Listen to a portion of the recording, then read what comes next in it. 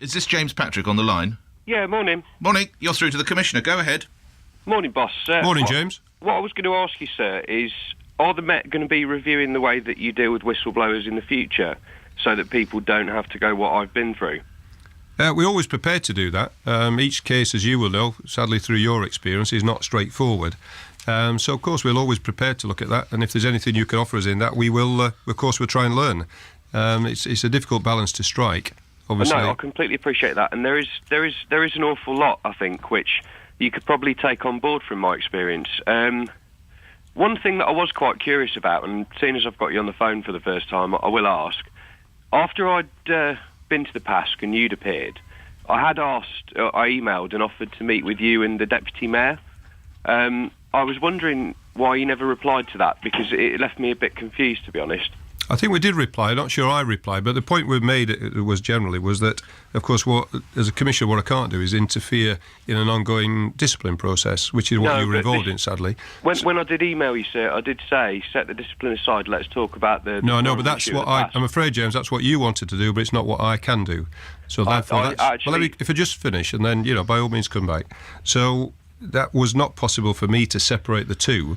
It is out of the way now, and it may be something we can look at now. But of course, I think it's public knowledge that you've given your resignation. Yes, he's blogged on this, Commissioner. Well, I've had no choice, really, have I, boss? I mean, these are things which are going to come out, and I don't want to talk about these on the radio with you. But I just felt. You rang James. You say you don't want to talk about it on the radio. You've called in, so it's your choice. I wanted to say to you that I felt very, very let down, in particular by the senior levels of the Met, and I wanted to take the opportunity to say that. Now, I missed your bit because I was having a cuddle with my kids, so I'll have a listen later on, and if I've got any thoughts on what you've said, I will, of course, express them in writing, as I'm sure you can imagine.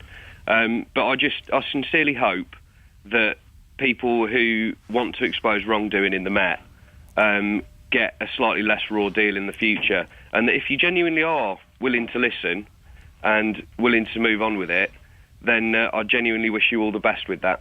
OK, well, two things I'd want to say, James. First of all, I'm sorry about your experience, because I'm sure that whatever's the rights and wrongs, you won't have enjoyed what you've gone through, nor your family. I think, secondly, I'm certainly happy to consider meeting if you would want to, now that the misconduct process is out of the way. And the only final thing, I hope you'd be prepared to accept as well that although you've got a very firm view about what you've seen and your experience, I have asked for some independent advice to find out whether your allegations are endemic or, in fact, your experience was a one-off.